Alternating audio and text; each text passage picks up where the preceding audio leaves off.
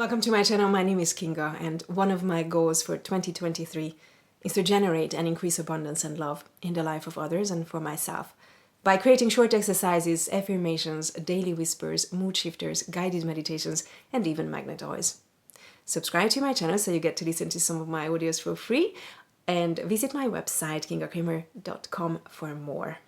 Now you can also sign up to my 10 days abundance online course that is changing people's mindset and lives. I didn't say it, they said it, those who took the course. Link below. Besides creating meditations and online courses, I also offer one-on-one consultations. I don't refer to myself as a relationship coach, but most of the people who call me want to talk about either abundance or love, as in romantic relationships. I have created many custom-made guided meditations too, for people who wanted to meet or manifest their best matches. I've been talking to a lady for a while, and she said I could share her story with you guys. The first time she called me, she was single and felt a bit disappointed by the word of online dating and the catastrophic dates that she's been on. I can relate, but I don't see it as a online specific problem.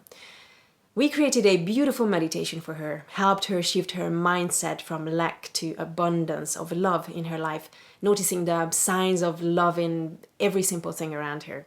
And soon enough, someone special showed up in her reality. And we knew that this was going to be very different. It is very different. They have been dating for a year now. It's a beautiful union, and it also had a lot of challenges too on the way, which I think is good because their challenges have shown to be unhealed childhood trauma responses and pain resurfacing. So it's not about being compatible or not. And yes, if you don't address your childhood trauma, your relationship will. But if you have a relationship that offers a safe space to heal and grow, then it's all okay. In fact, many of our issues have no chance to ever show up when we are single. It is so much easier to be balanced when you only have to deal with yourself, when no one triggers you.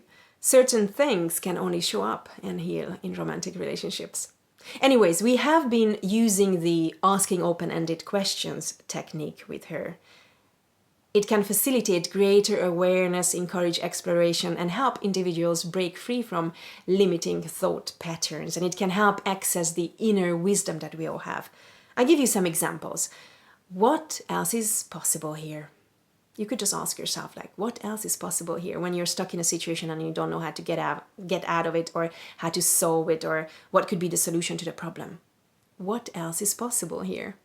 What can I choose that I haven't considered before? How can I change this situation to create more ease and joy? Or what would it take to let go of this limiting belief?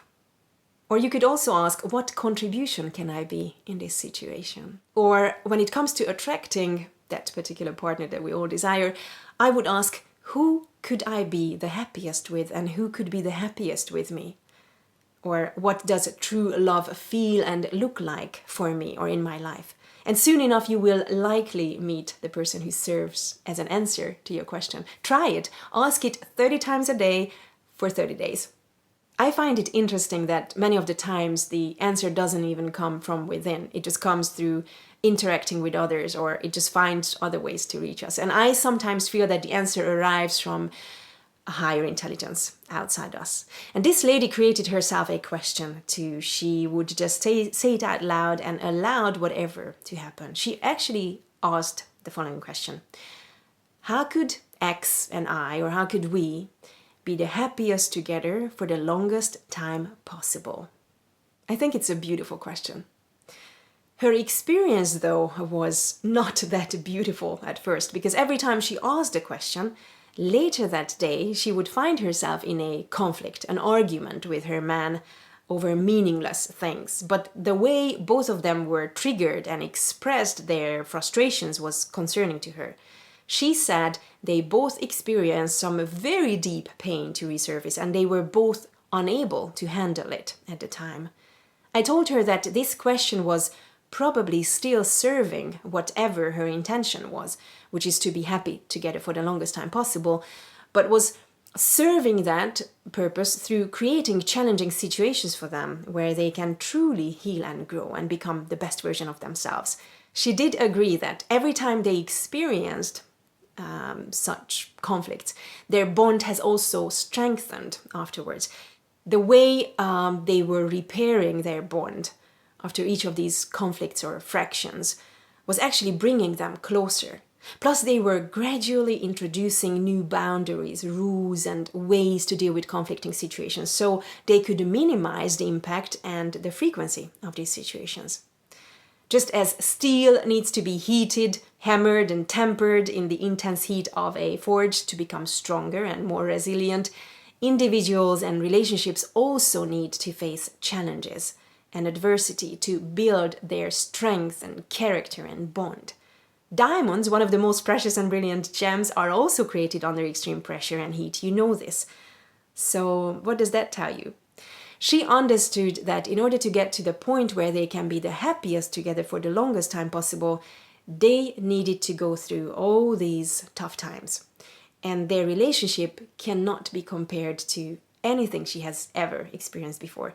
She called me the other day to say that she introduced a new question to her daily practice. It goes like this: how could X and I, or how could we experience true love every time we interact with each other? Now, what do you think? Would you give any of these questions a try? Would you keep asking the same question even if it brought up challenges every time you asked it? Would you be willing to go through it? Or would you just want easy questions that brought no hardship? Do you look at challenges as opportunities for growth, or do you face them as signs to not proceed or not go forward? Let me know in the comment section because I'd love to know. And if you like this video, give it a like, share, subscribe, because it costs you nothing, but it helps me grow this channel and reach more people like you. See you soon. Take care. Bye-bye.